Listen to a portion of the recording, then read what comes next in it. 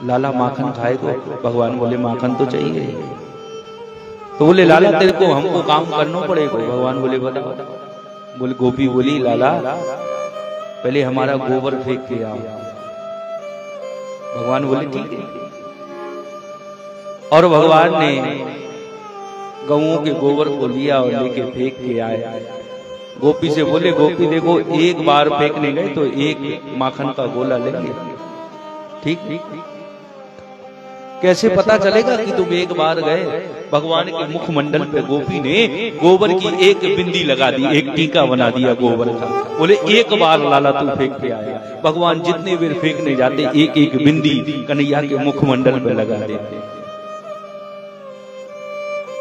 मैया ने देखा, बोले लाला ये तेरे मुख पे एक क्या बना रखा है? इतने सुंदर मुखमंडल पे मैंने तुझको सजाया है और तूने एक क्या बना रखा? बोले मैया ये हिसाब किताब है, अगर एक बिंदी मिट जाएगी ना तो एक माखन का गोला नहीं मिलेगा। ऐसी लीलाएं करते हैं मेरे ठाकुर महाराज। कहते हैं कि भगवान प्रेम के बस में होके उस ब्रज में नाचते हैं कि शेष महेश गणेश दिनेश सुरेशहु जाए निरंतर ध्यावे ताहि अखंड अनंत अनादि अछेद अवेद सुवेद बतावे। शेष महेश गणेश दिनेश जो तुमको ध्यान में रखते हैं वो भी तुम्हें जान नहीं पाते हैं स्वामी, वो भी तुम्हारे बारे में पता नहीं लगा सकते। लेकिन कि नारद से सुख व्यास रहे पचहार को पुनि पार न पावे। ताही अहीर की छोहरिया छचिया भर छाछ पे नाच नचावे कि छचिया भर छाछ पे नाच नचावे।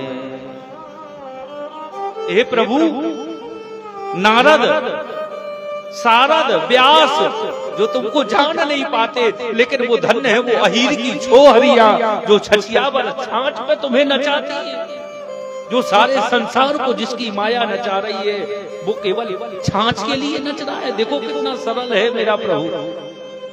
अरे आज के समय में जरा सोचो, क्या आज छाछ की मट्ठे की कोई कीमत है? अगर कोई मट्ठा लेने जाए तो कोई पैसे मांगता आपसे? नहीं मांगता। मट्ठे की कीमत आज भी नहीं है। तो उस समय तो साहब 9 लाख गई है केवल नंद बाबा के यहाँ पे थी, जहाँ दूध दही की कीच मची रहती थी।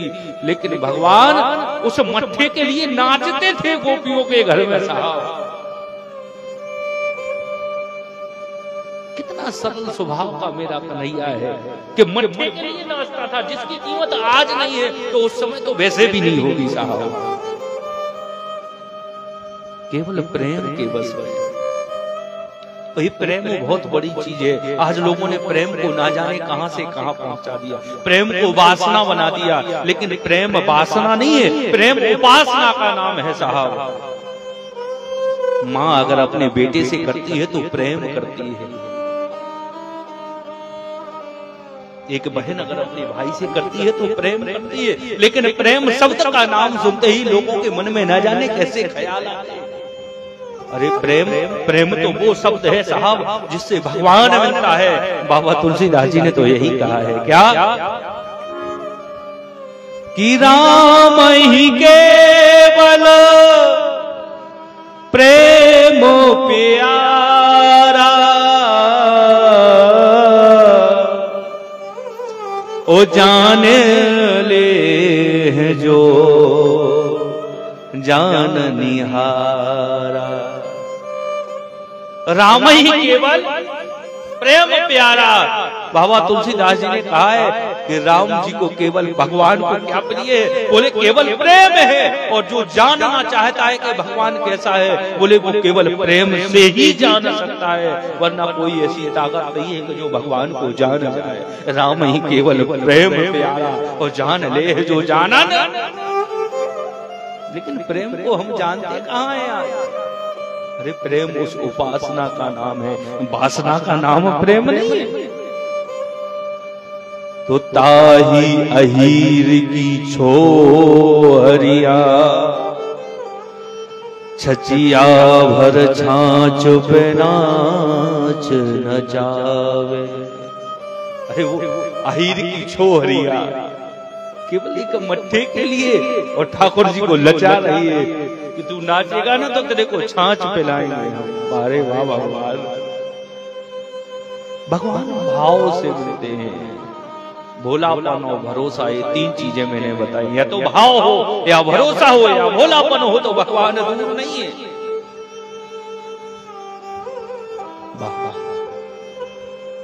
सुखदेव जी कहते हैं यशोदा तेरे भाग्य की कौन सराहना कर सकता है।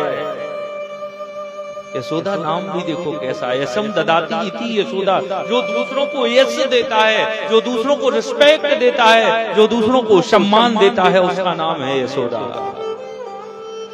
आज हमारी आदत ये हो गई कि कहीं से जा रहे हो, अगर पंडित जी जा रहे, कोई संत जा रहे, तो हमें राम राम कहने में भी शर्म लगती है। कुछ लोग तो इतने बड़े हो गए कि वो इस सिर तो हिला सकते हैं अगर कोई जयराम जी करता है, लेकिन जीभ नहीं हिला सकते। जरा सोचो साहब, सिर का वजन ज्यादा होता है कि जीभ का होता है?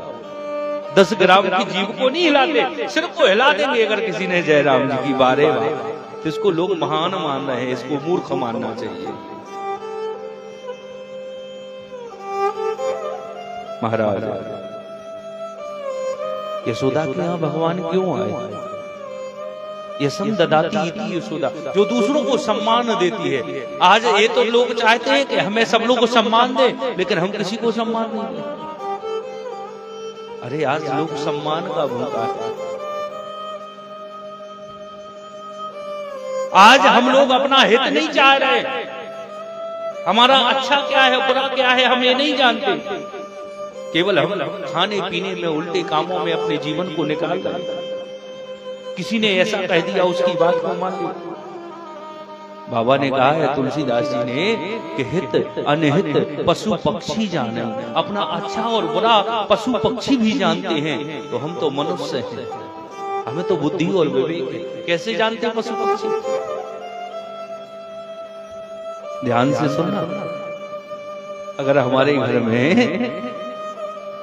एक अगर कुत्ता आ जाए और हम अगर उसको एक रोटी डाल दें खाने के लिए, तो देखा होगा आप लोगों ने कि वो रोटी खाता नहीं है, डायरेक्ट रोटी नहीं खाने लगता। बैठेगा, पूंछ हिलाएगा, थोड़ा लाड़ करेगा, उसके बाद में रोटी खाता है, सीधे नहीं खाने लगता। देखा होगा ना ऐसे ही करता है, डायरेक्ट रोटी नहीं खाता है। तो वो जानता है कि ये रोटी हमसे प्रेम से खिलाई जा रही, इसलिए थोड़ा लाड़ करेंगे, डायरेक्ट नहीं खाएंगे। तो जब वही कुत्ता घर के अंदर घुस जाता है और जहां रोटियां बनी रखी हो, जब उसमें से लेके जाता है तो पूंछ हिलाता है, लाड़ करता है, दौड़ लगा के भागता है। क्यों? क्योंकि वो भी जानता है कि ये चोरी का माल है, अभी हाथ लाठी घल जाएगी, और ये प्रेम से खिलाई है, इसलिए पूंछ हिला के खा लेगा।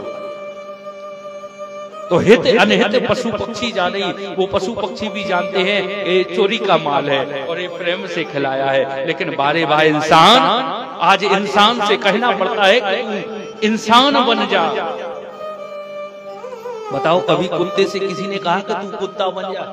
वो तो कुत्ता है ही। किसी गधे से किसी ने कहा कि गधा बन जाओ? नहीं। लेकिन इंसान से बार बार ये कहना पड़ता है। कहने लगते ना लोग, भैया आदमी बनो, आदमी बनो। आदमी कौन है? आज आदमी को आदमी की पहचान नहीं है कि आदमी को देख के डर रहा है आज आदमी, और आदमी के खून का प्यासा है आज आदमी। कि आदमी को लूट के घर भर रहा है आज आदमी, और ना जाने क्या क्या कर रहा है आज आदमी। ये आदमी कैसा है? कहते हैं साहब कि आदमी को देख के रहम जो सीने में लाता है, और आदमी वही है जो आदमी के काम आता है। जो आदमी आदमी के काम आता है वही सच्चा आदमी है, वही सच्चा आदमी है साहब। आदमी होके जो आदमी को खाने के लिए बैठा है वो आदमी नहीं, वही राक्षस है। एक कथा हमको सुधारने के लिए है। अगर कथा सुन के जाओ तो घर में शांति होना चाहिए, क्रांति नहीं होना चाहिए। अगर जीवन में क्रांति रही तो कथा सुनने का कोई सहारा नहीं होगा। अरे दुख और सुख तो जीवन में आते ही रहेंगे और आना है। भगवान ने यही बताया है लीला करके कि मैं स्वयं भगवान भी अगर मनुष्य के रूप में आया तो मुझे भी इन परिस्थितियों से गुजरना पड़ा है। तो तू तो इंसान है, दुख और सुख तो जीवन में आते ही रहेंगे। आज महाराज गोपियों को पता चला है और गोपियों ने सोचा कि नंद का लाला इतना सुंदर है, चलो दर्शन करके आए। नई नई बहुओं ने सोचा कि तारीफ तो खूब सुनी लेकिन हमको तो देखने को कभी नहीं मिला। आज नई नई बहुएं जब जमुना जी पे जल भरने को गई ना तो एक मीटिंग बुला ली सबने। और जब मीटिंग बुला ली सबने तो बोले सुनो, आज सब लोग अपने अपने घर में जब सासू मैया जल चढ़ाने जाए ना दुर्गा मैया को, तो बोले सब अपने अपने घर में बोले अपने अपने मिट्टी के बर्तनों को फोड़ देना। नई नई बहुओं ने मीटिंग बनाई।